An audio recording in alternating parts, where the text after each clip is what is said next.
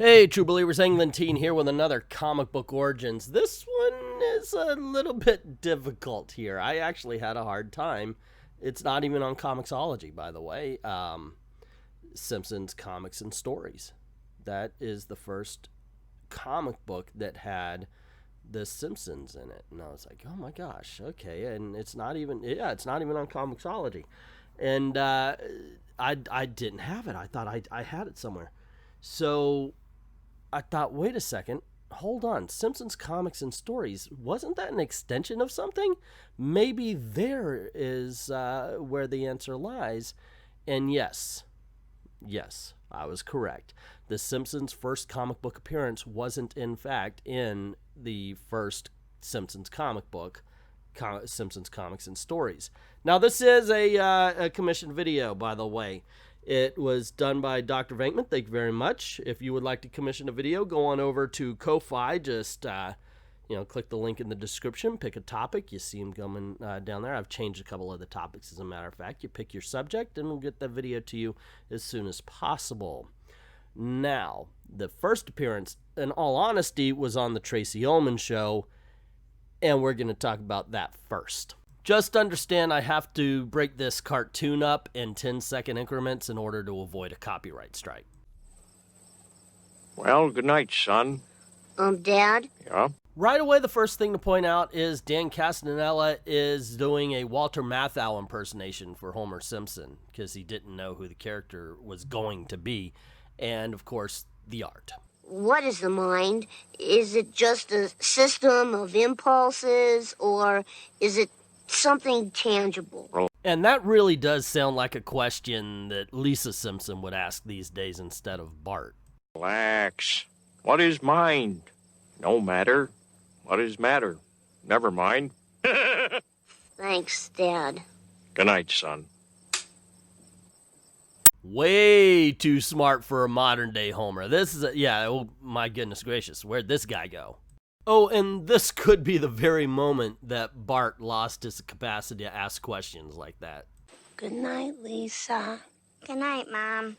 Julie Kavanaugh's pretty much nailed Marge right off the bat. I mean, yeah, there's some changes. Like I think it's lighter, a little more high pitched, but yeah, I mean, not a lot of change. Obviously the art, of course, but not a lot has changed in the voice. And Yeardley Smith is Yeardley Smith. She's got such a distinct voice. It's an understanding why she is the only character that doesn't have, or the only actress that doesn't have multiple characters. And if I forgot something, I am pretty sure you guys are going to call me out on that. Sweet dreams. Thanks, Mom. Sleep tight. I will, Mom. Don't let the bed bugs bite. Bed bugs? When I was a younger kid, I asked this, my granny, great woman, she passed, but I asked that about, what bed bugs? And then, she started tickling, just having fun with a little kid and all that kind of stuff. And, yeah, I actually didn't believe bed bugs were real until I was a little bit older, far older than I care to admit. Rock-a-bye, baby, in the treetop. When the wind blows, the cradle will rock. Getting past the fact that Getting past the fact that this marks Maggie as a genius for being able not only to understand the lyrics, but to kind of have that imagination where she's dreaming of herself going through the song. I remember telling my daughter once that you really should listen to the lyrics of your favorite songs. I'll get to that on the next clip. When the bow breaks, the cradle will fall, and down will come baby, cradle and all.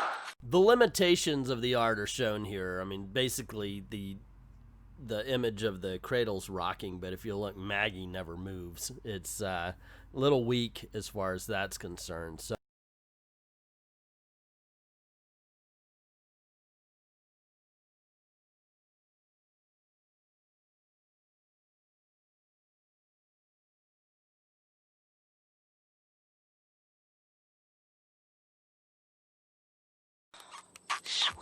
dreams. Oh, my daughter, I said, you've never listened to, she said her favorite Aerosmith song was a song called Pink.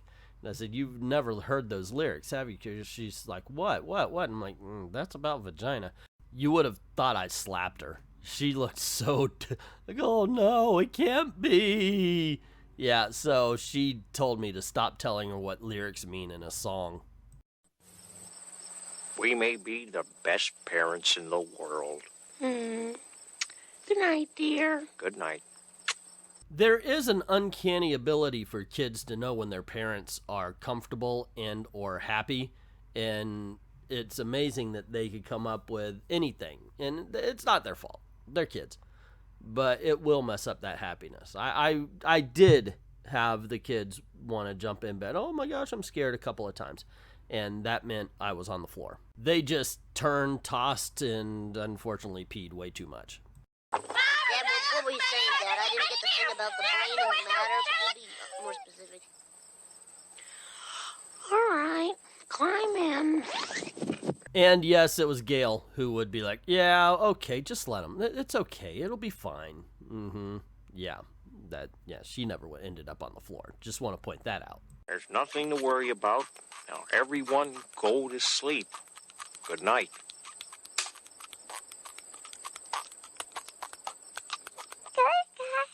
Holy Toledo, did we just hear? That was Maggie.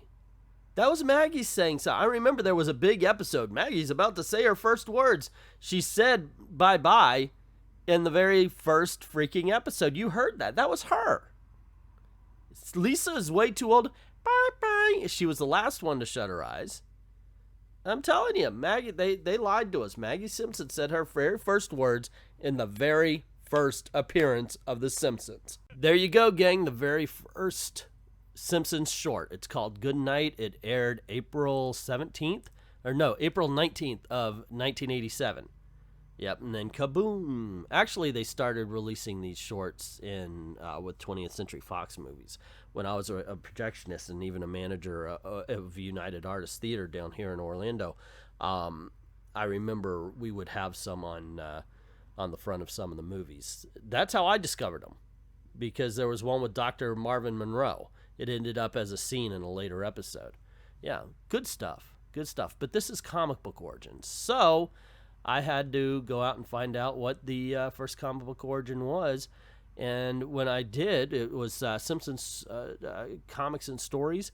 That's what people are calling the first Simpson comic. But 2 years prior, Simpson showed up as a strip in a magazine called Simpsons Illustrated. And I was like, wait a second, that to me seems like it would be the first appearance. So I grabbed onto that, and here it is. This was Simpsons Illustrated, and this was produced in 1991, this first issue here. And as far as covers go, it captures it, right? I will not read this magazine in class. It's just like the chalkboard gags. Now, the magazine itself, in all honesty, I don't know who it was directed to, because I guess to everybody, but I don't see a lot of kids being interested. There were a whole bunch of articles and stuff, and the Simpsons themselves first appeared on this page right here, where it's, Simpsons Simplified, and it's trying to show you how everybody's related to each other, and obviously they make it the most complicated thing in the world. Now, I could just say, hey, ta-da, here's the first appearance of the Simpsons in comic book form, but this is also kind of like an advertisement, so I don't really count this, although I love the fact that these are the characters so far in 1991, and how many were to come. It's just amazing. And the next thing I saw was actually an advertisement for Krusty Flakes, and I was thinking, would this count? Is it actually in comic book form? Is it actually Krusty, since it really is a joke, and it's a Simpson joke at that? As far as the first appearance of any Simpson character or the Simpsons in a comic book. But there's actually a comic strip, and they do treat it like a comic strip form. But you know what? It does not star the family, and here it is. It does star Krusty the Clown. And since what I do is usually go through the comic, read a little bit of it, here you go. Krusty the Clown. Hey kids, who do you love? Krusty! How much do you love me? With all of our hearts. The cannon, the cannon. We see Sideshow Bob just, the cannon, hooray! We see Sideshow Bob being shot out of the cannon into the floor. Don't blame me, I didn't do it. And later that night, Krusty's in his dressing room. He sees a box and some champagne, box of cigars, some champagne. He lights a cigar, kapow! And he shows us a sign that says, "Don't blame me, I didn't do it." Signed, Sideshow Bob. Ladies and gentlemen, the first comic book appearance of Krusty the Clown. I mean, it's a Simpsons cartoon, but there you go. Take that how you will. Frankly, it's kind of lame, to tell you the truth. I didn't think it was all that funny. I don't know. They could have done better. Maybe even actually, since it was the first strip, included The Simpsons, just saying. Now below it, and this is for you 90s kids, Arnold eats his dinner.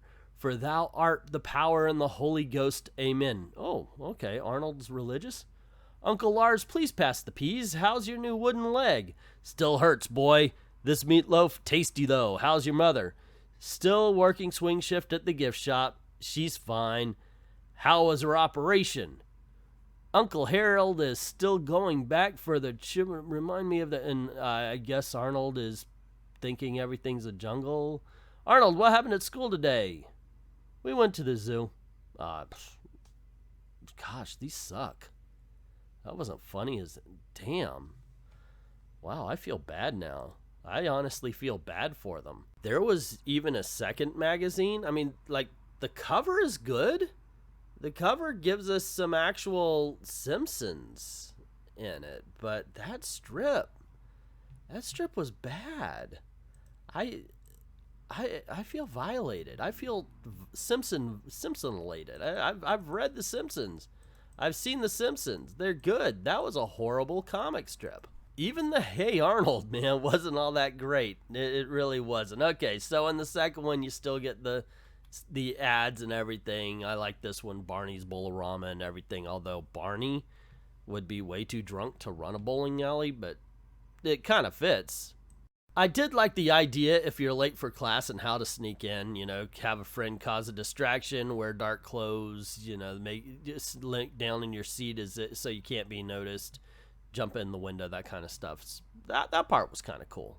So the second comic strip, the Simpsons strip that we got before they actually went all Hollywood and actually did a comic book, the whole 9 yards, was Tales from the Quickie Mart.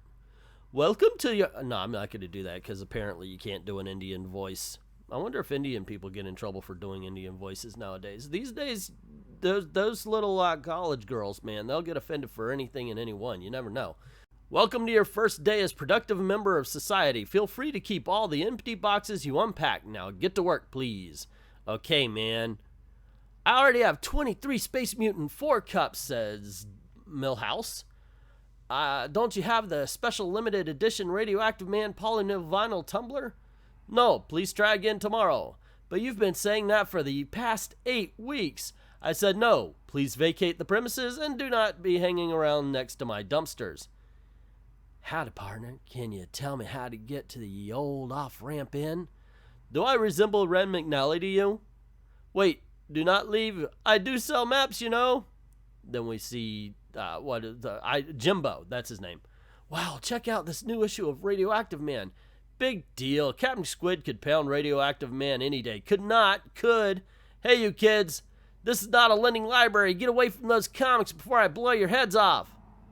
I am sorry, my young friend, but I will be no longer requiring your services, huh? In this business, you have to be a people person. Oh, crap. I did a voice. I'm going to get in trouble, aren't I? Anyway, I shouldn't be getting in trouble. Whoever wrote that strip, they should be getting in trouble. That sucked. That was horrible. I don't want to do the Arnold strip. Just because of how horrible that was. Oy vey. So, let's see. Arnold sitting in class. Class, please stand for the Pledge of Allegiance. I pledge the... Oh, wow, I'm going to get in trouble for this. You think those college girls hate voices. They hate America even worse. I pledge allegiance to the flag and to the republic for which it I pledge allegiance to the flag of the United States of America, and he starts imagining war, I guess, military, and to the republic for which it stands, one nation under God, and it looks like bombs are being dropped, with liberty and justice for all, and we see a ticker tape, like a parade. Arnold, do you have a question? His hand is up. His hand was up because he was pretending like he was waving in a parade. All right then, class, open your books to Chapter 13, New World Order. Was that a rip off of on George Bush? Because at the time he was like, we're going to stay for a new world order, you know, that kind of thing. And I don't know. These are bad. My gosh, these are really, really bad. Thankfully, much like the TV show, the Simpson comics got better. They did. They're damn enjoyable. Unfortunately, much like the Simpsons TV show, they also hit a couple of walls. But you know what? That's just the way it's going to be. If they don't have the actual writers on it, you're going to find some jokes funny, some jokes not so much, and that's the way the Simpson comics were. That's the way the Simpson TV show was. But still, when they were on, they're on. And when they messed up, they really messed up, like that freaking these magazines here. Oh my gosh. Anyway, that's the first appearance of the Simpsons, both cartoon and comic.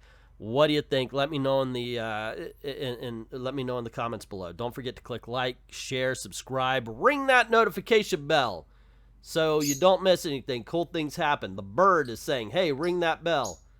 Alrighty, he heard me get loud, so he wants to chime in. And if you don't mind helping out the channel, more importantly, if you don't mind helping out that bird, just go on over to Patreon or to Ko-Fi. Drop $1 in the till. Help us keep the lights on. Help us keep making videos for you. You could even commission a video much like this one. Just go to Ko-Fi, drop $1, or, well, you know what I'm saying. That's a whole nother thing. Go to Ko-Fi, pick a topic, pick a subject. We'll get the video out to you ASAP. Thank everybody who's already done that, and to everyone, all of the true believers. Thank you very, very much for watching.